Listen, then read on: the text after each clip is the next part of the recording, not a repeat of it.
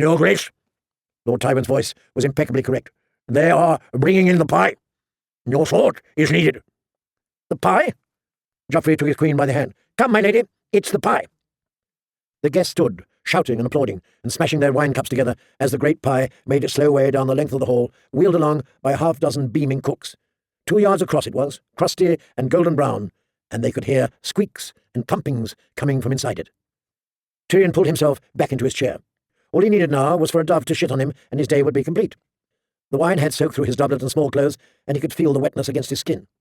He ought to change, but no one was permitted to leave the feast until the time came for the bedding ceremony. That was still a good 20 or 30 dishes off, he judged. King Joffrey and his queen met the pie below the dais. As Joffrey drew his sword, Marjorie laid a hand on his arm to restrain him. Widow's wail was not meant for slicing pies. True. Joffrey lifted his voice.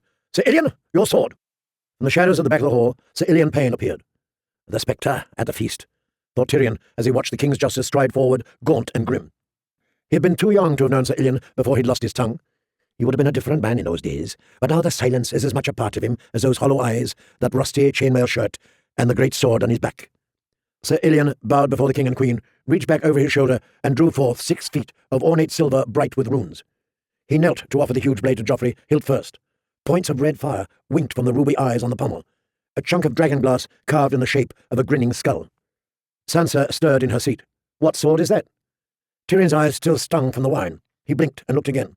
Sir Ilyn's great sword was as long and wide as ice, but it was too silvery bright. Valyrian steel had a darkness to it, a smokiness in its soul. Sansa clutched his arm. What has Sir Ilyn done with my father's sword? I should have sent ice back to Robb Stark, Tyrion thought. He glanced at his father, but Lord Tywin was watching the king. Joffrey and Marjorie joined hands to lift the great sword and swung it down together in a silvery arc. When the pie crust broke, the doves burst forth in a swirl of white feathers, scattering in every direction, flapping for the windows and the rafters. A roar of delight went up from the benches, and the fiddlers and pipers in the gallery began to play a sprightly tune. Joff took his bride in his arms and whirled her around merrily. A serving man placed a slice of hot pigeon pie in front of Tyrion and covered it with a spoon of lemon cream. The pigeons were well and truly cooked in this pie, but he found them no more appetizing than the white ones fluttering about the hall. Sansa was not eating either. You're deathly pale, my lady, Tyrion said. You need a breath of cool air, and I need a fresh doublet. He stood and offered her his hand. Come. But before they could make their retreat, Joffrey was back. Uncle, where are you going? You're my cup-bearer, remember? I need to change into fresh garb, your grace. May I have your leave? No. I like the look of you this way. Serve me my wine. The king's chalice was on the table where he'd left it. Tyrion had to climb back onto his chair to reach it. Joff yanked it from his hands and drank long and deep, his throat working as the wine ran purple down his chin. My lord, Marjorie said, we should return to our places. Lord Buckler wants to toast us. My uncle hasn't eaten his pigeon pie. Holding the chalice one-handed, Joffrey jammed his other into Tyrion's pie. It's ill luck not to eat the pie, he scolded as he filled his mouth with hot spiced pigeon. See, it's good. Spitting out flakes of crust, he coughed and helped himself to another fistful. Dry, though, needs washing down. Joff took a swallow of wine and coughed again, more violently. I want to see you ride that pig, uncle. I want... His words broke up in a fit of coughing. Marjorie looked at him with concern. Your grace? It's the pie, not pie. Joff took another drink, or tried to, but all the wine came spewing back out when another spate of coughing doubled him over. His face was turning red. I can't... The chalice slipped from his hand, and dark red wine went running across the dais. He's choking, Queen Marjorie gasped. Her grandmother moved to her side. Help the poor boy! The Queen of Thorns screeched in a voice 10 times her size. Dolts! Will you all stand about gaping? Help your king! Sir Garland shoved Tyrion aside and began to pound Joffrey on the back. Sir Osmond Kettleblack ripped open the king's collar. A fearful, high, thin sound emerged from the boy's throat, the sound of a man trying to suck a river through a reed. Then it stopped, and that was more terrible still. Turn him over! Mace Tyrell bellowed at everyone and no one. Turn him over and shake him by the hills, a different voice was calling. Water! Give him some water! The High Septon began to pray loudly. Grand Maester Pycelle shouted for someone to help him back to his chambers to fetch his potions. Joffrey began to claw at his throat, his nails tearing bloody gouges in the flesh. Beneath the skin, the muscles stood out hard as stone. Prince Tommen was screaming and crying. He's going to die, Tyrion realized. He felt curiously calm, though pandemonium raged all about him. They were pounding Joff on the back again, but his face was only growing darker. Dogs were barking, children were wailing, men were shouting useless advice at each other. Half the wedding guests were on their feet, some shoving at each other for a better view, others rushing for the doors in their haste to get away. Sir Meryn pried the king's mouth open to jam a spoon down his throat. As he did, the boy's eyes met Tyrion's. He has Jaime's eyes. Only had never seen Jaime look so scared. The boy's only 13. Joffrey was making a dry, clacking noise, trying to speak.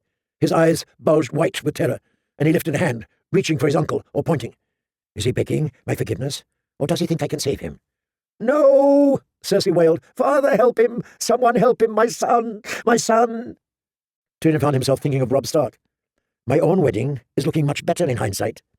He looked to see how Sansa was taking this, but there was so much confusion in the hall that he could not find her. But his eyes fell on a wedding chalice forgotten on the floor.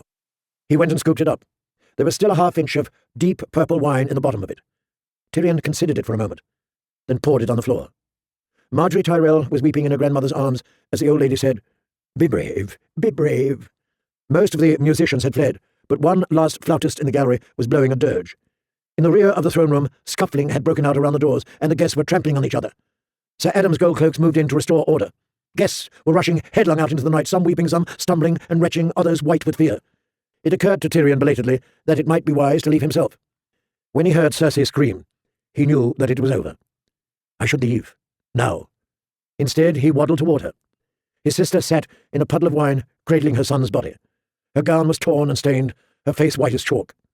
A thin black dog crept up beside her, sniffing at Joffrey's corpse. The boy is gone, Cersei, Lord Tywin said. He put his gloved hand on his daughter's shoulder as one of his guardsmen shooed away the dog. Unhanded now. Let him go. She did not hear. It took 2 King's Guard to pry loose her fingers, so the body of King Joffrey Baratheon could slide limp and lifeless to the floor. The High Septon knelt beside him. Father above, Jar good King Joffrey justly, he intoned, beginning the prayer for the dead.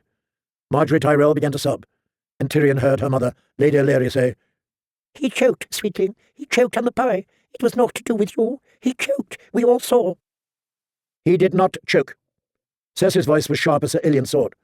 My son was poisoned. She looked to the White Knight standing helplessly around her. King's Guard, do your duty. My lady, said Sir Loras Tyrell, uncertain. Arrest my brother, she commanded him. He did this, the dwarf, him, and his little wife. They killed my son, your king. Take them. Take them both.